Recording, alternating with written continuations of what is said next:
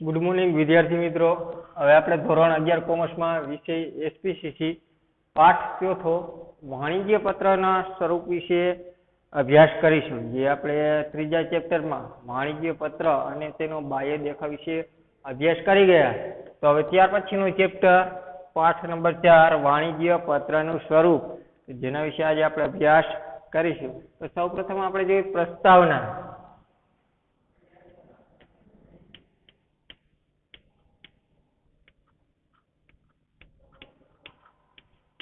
तो वाणिज्य पत्रना स्वरूपनी अंदर जे प्रस्तावना आपेली है, तो कि वाणिज्य पत्रना लखाणनी विविध शैलीओ छे। वाणिज्य पत्र व्यवहारना लखाणनी विविध शैली छे, जेमांनी आपणे चेप्टर नंबर 2 ની અંદર જોઈ ગયા ફુલી બ્લોક શૈલી અને મોડિફાઈડ બ્લોક શૈલી, કે જે સૌથી વધુ વપરાતી પ્રચલિત અને આધુનિક શૈલીઓ છે। આમ તો શૈલી 6 છે, પણ ખરેખર વાણિજ્ય પત્ર વ્યવહાર માટે ઉપયોગી 2 શૈલી છે, ફુલી બ્લોક શૈલી અને બીજું મોડિફાઈડ બ્લોક શૈલી। તો કે આ શૈલી પૈકી ફુલી બ્લોક ફોર્મ અને મોડિફાઈડ બ્લોક ફોર્મ વિશેષ રીતે વપરાય છે। હવે તો કે વાણિજ્ય પત્રના કેટલાક લક્ષણો કે જે પત્રને અર્થસભર બનાવે અને એનું ધ્યાન રાખવું જરૂરી છે। એ ઉપરાંત પત્ર જ્યારે હાથમાં આવે ત્યારે સૌપ્રથમ તેના બાહ્ય દેખાવ તરફ આપણું ધ્યાન ખેંચાય છે। તેથી તેના બાહ્ય દેખાવને આકર્ષક બનાવનારી 6 બાબતો કે જેનો ઉલ્લેખ આપણે પ્રકરણ 3 ની અંદર જોઈ ગયા, કે જે સંક્ષિપ્તતા, સચોટતા, જે બધા અસરકારક પત્ર વ્યવહારના લક્ષણો હતા તેની આપણે વિગતે ચર્ચા કરેલી। ત્યાર પછી તો કે પત્ર દેખાવમાં સારો હોય અને યોગ્ય રીતે લખાયેલો હોય તો વાણિજ્ય સંચારની પ્રક્રિયા ફળદાયક બને।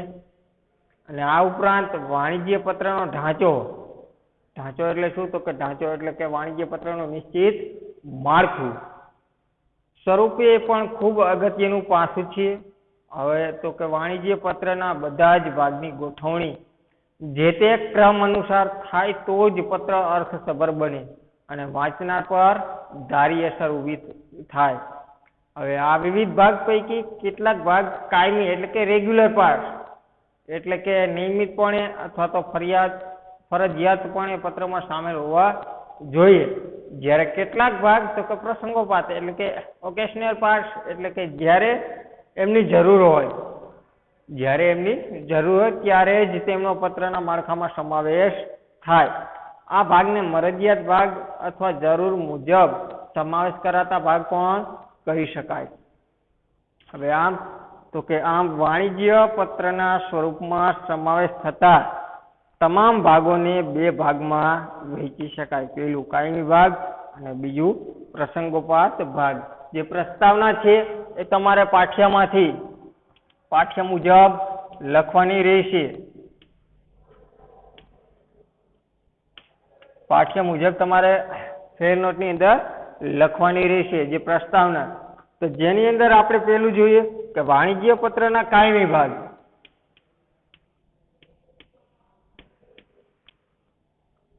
વાણિજ્ય પત્રના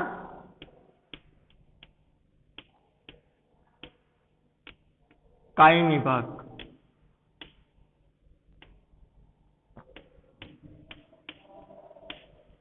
હવે વિદ્યાર્થી મિત્રો, અહીંયા આપણે બોર્ડવર્ક ઓછું રાખશું। બોર્ડવર્ક શા માટે ઓછું રાખશું? તો કે આ ચેપ્ટરની અંદર માત્ર ને માત્ર જે ઉદાહરણ હશે કે જે સમજવાનું હશે એ જ તમને હું અહીંયા ઉદાહરણ તરીકે રજૂઆત કરીશ, પણ બાકીનું જે બધું છે જે કે વ્યાખ્યા છે અથવા તો બીજા કાંઈ મુદ્દા છે તો એ તમારા પાઠ્યમાંથી લખવાના રહેશે। જે પાઠ્યમાંથી મુદ્દા લખવાના રહેશે એ હું તમને અહીંયા ચર્ચા કરી આપીશ। તો વાણિજ્ય પત્રના કાયમી ભાગની આપણે ચર્ચા કરી તો કે વાણિજ્ય પત્રનું નિયત પૂર્વ નિર્ધારિત સ્વરૂપ જાળવવું જરૂરી છે। વાણિજ્ય પત્રનું નિયત પૂર્વ નિર્ધારિત સ્વરૂપ જાળવવું જરૂરી છે। એ મુજબ શીર્ષક, તારીખ, આંતરિક સરનામું, સંબોધન, પત્રનો મુખ્ય ભાગ, શુભેચ્છા દર્શક સમાપન અને સહી એટલે કે હસ્તાક્ષર જેવા કાયમી ભાગ તેમના નિયમિત ક્રમમાં અને નિયત સ્થાને લખાય તેની સંપૂર્ણ કાળજી લેવી જોઈએ। હવે આપણે અગાઉના ચેપ્ટરમાં જોઈએ કે તારીખ, તો તારીખ છે એ હંમેશા પત્રની જમણી બાજુ લખવામાં આવે છે. ત્યાર પછી આંતરિક સરનામું, તો કે આંતરિક સરનામું તો આ બાજુ લખનારનું હોય, ડાબી બાજુ લખનારનું હોય, અને જમણી બાજુ તો કે પત્ર મેળવનારનું હોય. જમણી બાજુ પત્ર મેળવનારનું સરનામું હોય છે. જેમાં આપણે જોઈએ કે દાખલા તરીકે જે આના પછીનું ચેપ્ટર આવશે, પૂછપરછ કરતા પત્રો અને તેના પ્રત્યુત્તરના પત્ર.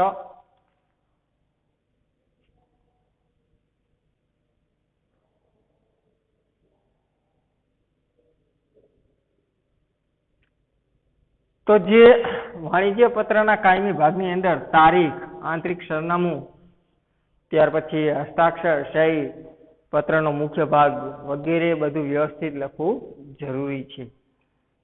ત્યાર પછી એમાંનો એક પણ ભાગ બાકાત રહે તો સ્વરૂપની દ્રષ્ટિએ પત્ર ખામી ભર્યો ગણાય.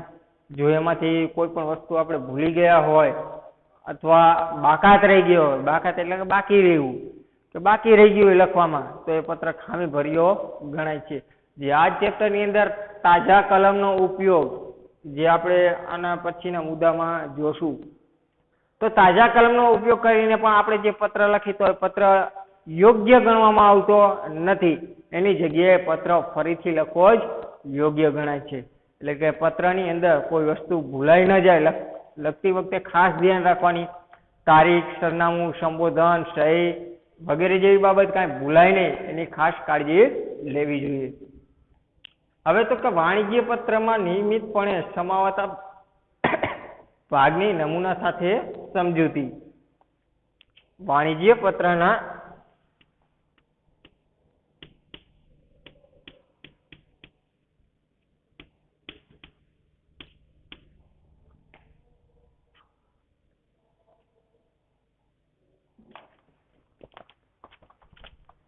વાણિજ્યિક પત્રમાં નિયમિતપણે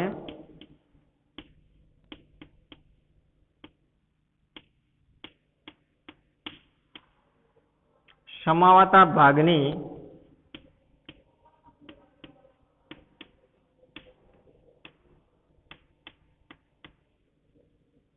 નમૂના સાથે સમજૂતી.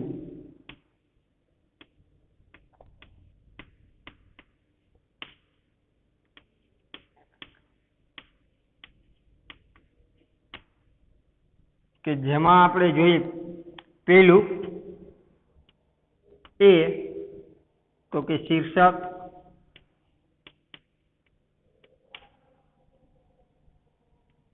જેને કહેવાય હેડિંગ અથવા લેટર હેડ.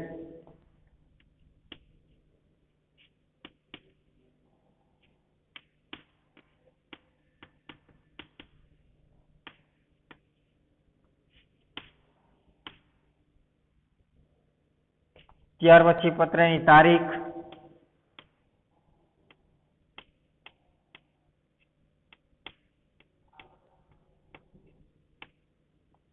જેને કહેવાય ડેટ.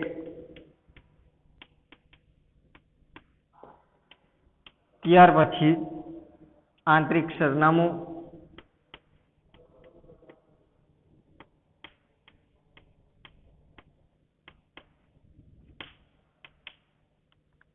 જેને કહેવાય ઇનસાઇડ એડ્રેસ.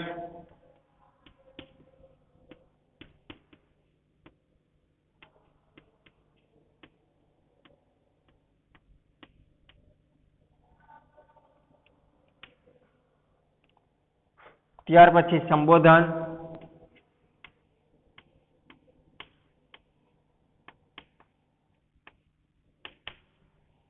તો જેને કહેવાય સોલ્યુશન.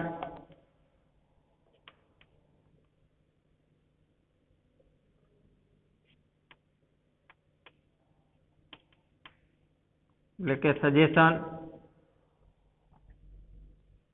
સંબોધન એટલે કે સજેશન. ત્યાર પછી પત્રનો મુખ્ય ભાગ.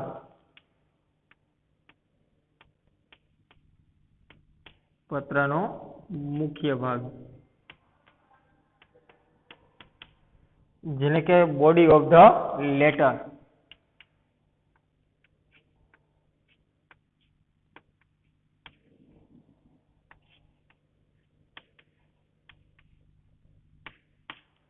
Body of the letter. ત્યાર પછી તો કે જેની અંદર પેલું પ્રારંભિક ફકરો,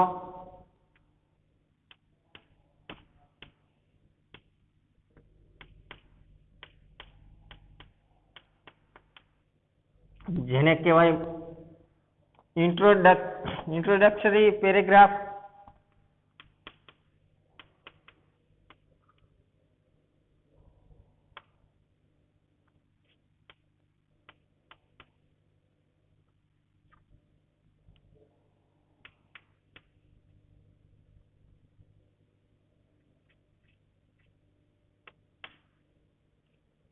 જ્યારે બીજું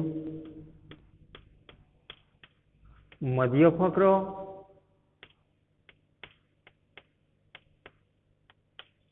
જેને કહેવાય મિડલ પેરેગ્રાફ,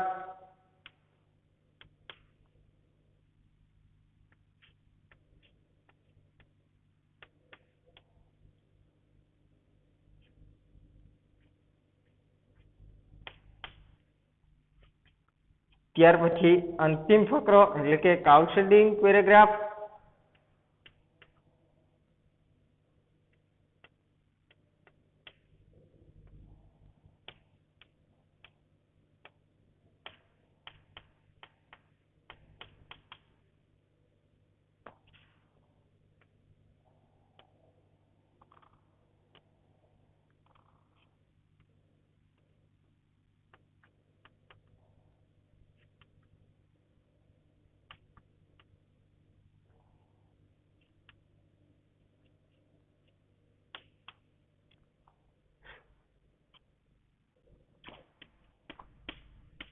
ત્યાર પછી શુભેચ્છા દર્શક સમાપન,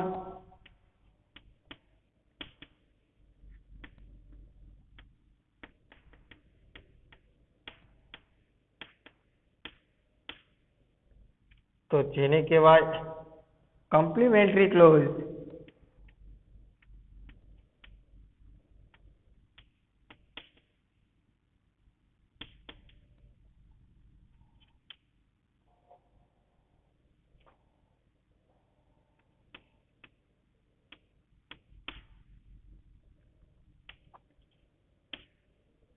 ત્યાર પછી સહી અને હસ્તાક્ષર,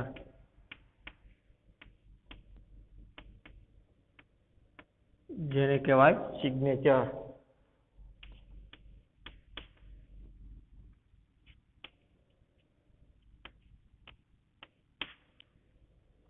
તો હવે આપણે આ બધા મુદ્દા વિશે વ્યવસ્થિત રીતે અભ્યાસ કરીશું. તો કે વાણિજ્ય પત્રમાં નિયમિતપણે સમાવતા ભાગનો નમૂનો. હવે જે આપણે આ બધા ભાગ છે, આ બધા ભાગ કઈ રીતે લખવાના? શું કીધું કે વાણિજ્ય પત્રમાં નિયમિતપણે સમાવતા ભાગની નમૂના સાથે સમજૂતી. હવે નિયમિતપણે એટલે કે કાયમની માટે જે ભાગ સમાય છે એ ભાગની અહીંયા ચર્ચા કરવામાં આવી છે. તો જે વાણિજ્ય પત્રનો આપણે નમૂનો જોઈએ.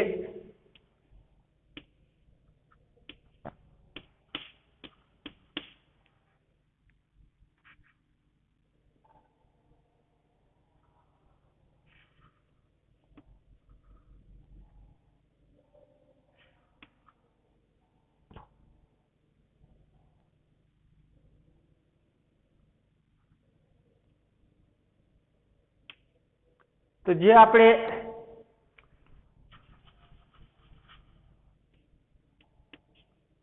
વાણિજ્ય પત્રનો નમૂનો, તો જેની અંદર આપણે જોઈએ કે પેલું હતું શીર્ષક, બીજું પત્રની તારીખ, ત્રીજું આંતરિક સરનામું, ચોથું સંબોધન, પાંચમો પત્રનો ભાગ. પત્રના ભાગ ત્રણ સ્વરૂપે વેચાય: પ્રારંભિક ફકરો, મધ્ય ફકરો અને અંતિમ ફકરો. ત્યાર પછી તો કે શુભેચ્છા દર્શક સમાપન અને ત્યાર પછી સહી. આ બધાની આ બોક્સની અંદર એટલે કે પત્રના ફોર્મેટની અંદર કઈ કઈ જગ્યાએ નિયમિત રીતે દર્શાવવા પડે છે એ આપણે જોવાનું છે. તો જે શીર્ષક છે, જેની અંદર આપણે લખ્યું કે હેડિંગ લેટર હેડ અથવા હેડિંગ. તો શીર્ષક છે એ ક્યાં આવે? શીર્ષક હંમેશા તો કે મથાળું. અહીંયા આપણે લખી શીર્ષક. ત્યાર પછી પત્રની તારીખ. જો ઈમેલ આપેલું હોય તો ઈમેલ પણ લખવાનો, ફોન નંબર આપેલું હોય તો ફોન નંબર પણ લખવાનો, તો કે ઈમેલ. ત્યાર પછી તો કે તારીખ. હવે તો કે આંતરિક સરનામું અને સંબોધન. તો બધું કઈ બાજુ આવશે? તો કે આંતરિક સંબોધન, આંતરિક સરનામું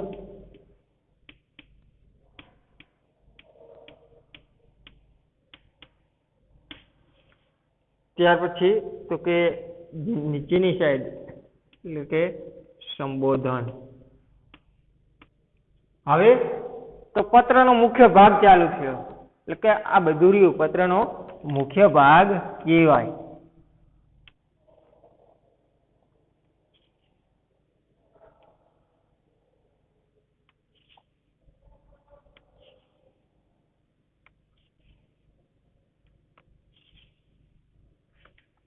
કે જે પત્રના મુખ્ય ભાગની અંદર અને શું કહેવાય અહીંથી એટલું આપણે લખી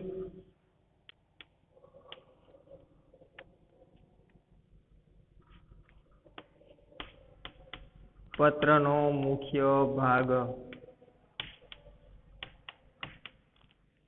જેમાં સૌ પ્રથમ આપણે વાત કરીએ તો કે આ પ્રારંભિક ફકરો,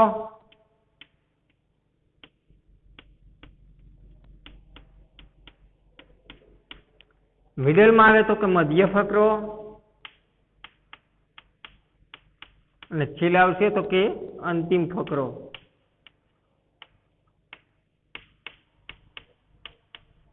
હવે બાકી શું રહ્યું? તો કે શુભેચ્છા દર્શક સમાપન અને સહી. તો શુભેચ્છા દર્શક સમાપન જે અહીંયા આપણે લખી શકાય શુભેચ્છા દર્શક સમાપન અને ત્યાર પછી નીચે તો કે સહી. અહીંયા આપણો વાણિજ્ય પત્ર પૂરો થાય. હવે આની અંદર જે શીર્ષક, ઈમેલ, તારીખ, આંતરિક સરનામું, સંબોધન, પ્રારંભિક ફકરો, મધ્ય ફકરો, અંતિમ ફકરો, શુભેચ્છા દર્શક સમાપન અને સહી જે આપણે વિગતવાર ફોર્મેટની અંદર દર્શાવેલા છે. હવે જો વાણિજ્ય પત્રની અંદર વાણિજ્ય પત્ર લખતી વખતે ખાસ એ બાબતનું ધ્યાન રાખવાનું કે એનો નિશ્ચિત ઢાંચો આપેલો હોય છે, એટલે કે નિશ્ચિત માળખું આપેલું હોય છે. એટલે કે માળખા મુજબ જ પત્ર લખવો. જો માળખા સિવાય પત્ર તમે લખશો તો પત્ર અયોગ્ય ગણવામાં આવે છે, એટલે કે પત્ર ખોટો સાબિત થઈ શકે છે. માત્ર ને માત્ર ફોર્મેટ મુજબ જ પત્ર લખો. જે ચેપ્ટર નંબર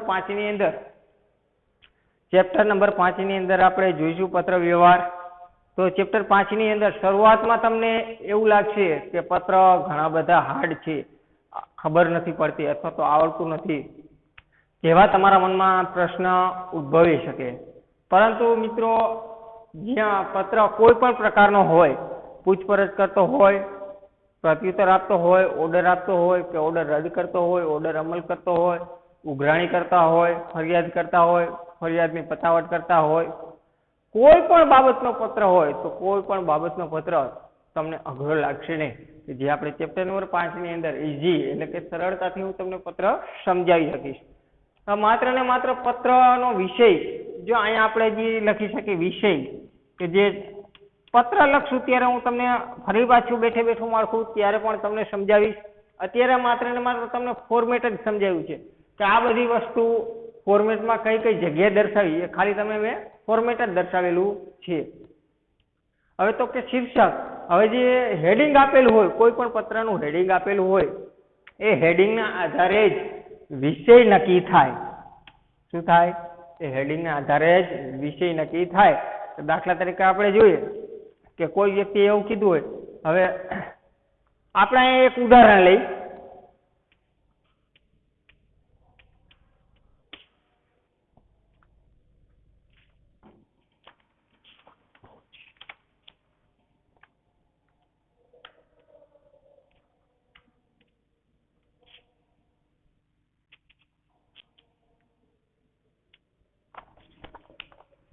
અહીં તમને એવું કીધું કે માલ સામાનનો પૂરતો જથ્થો. આ માત્ર ને માત્ર ઉદાહરણ છે સમજવા પૂરતું. માલ સામાનનો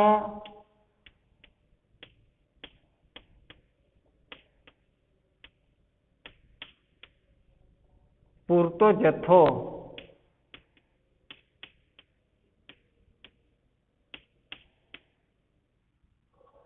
ઉપલબ્ધ હોવા છતાં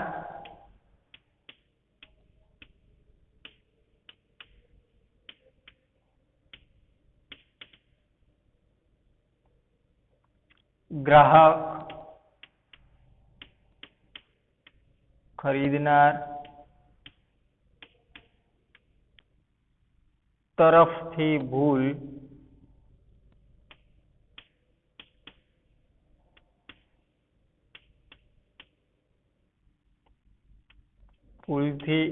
અપાયેલ ઓર્ડરને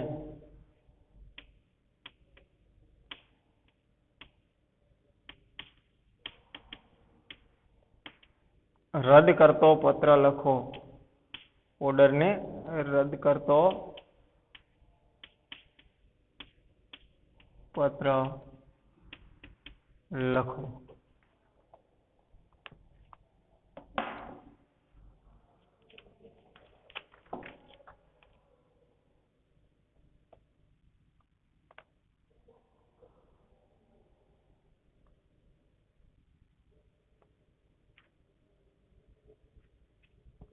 હવે આપણે જોઈએ કે માલસામાનનો પૂરતો જથ્થો ઉપલબ્ધ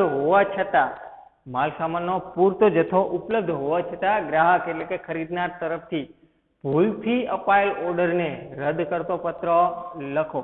દાખલા તરીકે આપણે જોઈએ અત્યારે શિયાળાની સિઝન હમણાં શરૂ થઈ જશે, તો શિયાળાની અંદર જે આપણે ગરમ કપડાની જરૂર પડે છે, તો એ ગરમ કપડાં કે જેમ કે ધાબળો છે કે સ્વેટર છે, જેવી કઈ વસ્તુ આપણે કોઈ કંપનીમાંથી આપણે ઓર્ડર આપીને મંગાવતા હોય તો આપણને ખબર જ છે કે કંપનીમાંથી આપણે માલસામાન જો એ કંપનીની અંદર માલસામાન પૂરતો હોય, જથ્થો પૂરતો હોય તો ઉપલબ્ધ હોવા છતાં આપણે ગ્રાહક ખરીદનાર તરફથી આપણે તો કે ભૂલથી ઓર્ડર અપાઈ ગયેલો છે. હવે ઓર્ડરને રદ કરતો પત્ર લખવાનો, એટલે કે જે આપણે ઓર્ડર આપ્યો છે એ ઓર્ડર રદ કરવાનો છે. તો માત્ર ને માત્ર આના ઉપરથી શું નક્કી થાય? શીર્ષક. તો શીર્ષક તો આ જે છે એ શીર્ષક કહેવાય. શીર્ષક એટલે કે પત્રનું હેડિંગ. તો અહીંયા આપણે લખી શકીએ કે ઓર્ડર રદ કરતો પત્ર. હવે આના ઉપરથી વિષય પણ નક્કી થાય, તો વિષયમાં શું આવશે? ઓર્ડરને રદ કરતો પત્ર. તો વિષય આપણે લખાઈ ગયો ઓર્ડરને રદ કરતો પત્ર. હવે તો આંતરિક સરનામું, તારીખ, મેળવનારનું સરનામું, લખનારનું સરનામું, જે આપણે એસપીસીની શરૂઆતમાં મેં તમને એક ફોર્મેટ લખાયું હતું, મુદ્દો લખાયા હતા કે આની અંદર જો એક વસ્તુ જોવા મળે કે પત્ર લખનાર અને પત્ર મેળવનારનું એકેય વ્યક્તિનું તમને નામ આપેલું નથી. જો નામ આપેલું ન હોય તો નામ આપણે આપણી રીતે લખવાના રહેશે. હવે બીજી વસ્તુ જોઈએ, પેલું આપણે જોયું નામ, હવે બીજી વસ્તુ જોવાની સરનામું. તો કે આંતરિક સરનામું આપણે લખવાનું છે, તો હવે આમાં પત્ર લખનાર અને પત્ર મેળવનાર એક કઈ વ્યક્તિનું નામ આપેલું છે, સરનામું આપેલું છે નહીં. તો આંતરિક સરનામું પણ આપણે આપણી રીતે, એડ્રેસ પણ આપણે આપણી રીતે બનાવવાનું રહેશે. હવે વિષય હતો તો કે વિષયની આપણે વાત કરી કે ઓર્ડરને રદ કરતો પત્ર, અથવા તો આપણે આખા પણ લખી શકીએ કે માલસામાનનો પૂરતો જથ્થો ઉપલબ્ધ હોવા છતાં ગ્રાહક ખરીદનાર તરફથી ભૂલથી અપાયેલને ઓર્ડર રદ કરતો પત્ર. હવે પ્રારંભિક ફકરો, મધ્ય ફકરો અને અંતિમ ફકરાની અંદર શું લખવાનું? તો પ્રારંભિક ફકરાની અંદર આપણે લખવાનું કે અમે આ તારીખે તમને લોકોને ઓર્ડર આપેલો હતો, એ ઓર્ડર અમારાથી ભૂલથી અપાઈ ગયેલો છે, કે જે ઓર્ડરને રદ કરવા અમે પત્ર લખવા પ્રેરાયા છીએ. મધ્ય ફકરા અને અંતિમ ફકરાની વાત કરી તો આપણે કઈ વસ્તુ કઈ જરૂરિયાત માટે મંગાવેલી હતી એ વસ્તુ આપણે મધ્ય ફકરાની અંદર દર્શાવવાની. હવે અંતિમ ફકરાની અંદર તો કે જે વસ્તુ આપણે મંગાવેલી હતી એ વસ્તુ કયા કારણોસર આપણે ઓર્ડરને રદ કરવાના જઈ રહ્યા છીએ.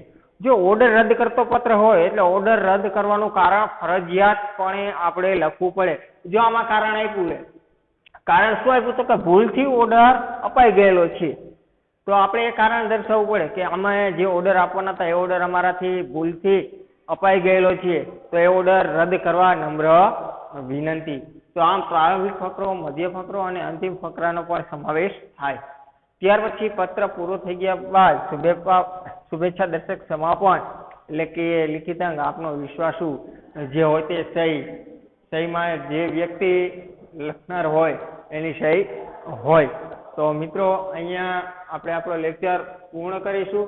હવે જે એસપીસીસી ની અંદર પાઠ ચોથો વાણિજ્ય પત્રનું સ્વરૂપ જે પ્રસ્તાવના છે, ત્યાર પછી વાણિજ્ય પત્રના કાયમી ભાગ છે. અત્યારે તમારે આમાંથી કાંઈ લખવાનું છે નહીં. જ્યારે પાઠ પૂરો થશે ત્યારે કેટલા પ્રશ્ન લખવાના છે એ બધા પ્રશ્ન હું તમને સ્વાધ્યાયમાંથી લખાવીશ. અત્યારે તમારે માત્ર ને માત્ર સમજવાનું છે. જે કાંઈ પણ તમને ન આવડે એ મુદ્દે તમારે ચોપડીમાં કે તમારી પાકી નોટની અંદર ટીક કરીને રાખો. જ્યારે તમે સંકુલે આવો અથવા તો રૂબરૂ સંપર્ક કરો ત્યારે તમે મુદ્દો પૂછી શકો છો. તો મિત્રો અહીંયા આપણે આપણો લેક્ચર પૂર્ણ કરીશું.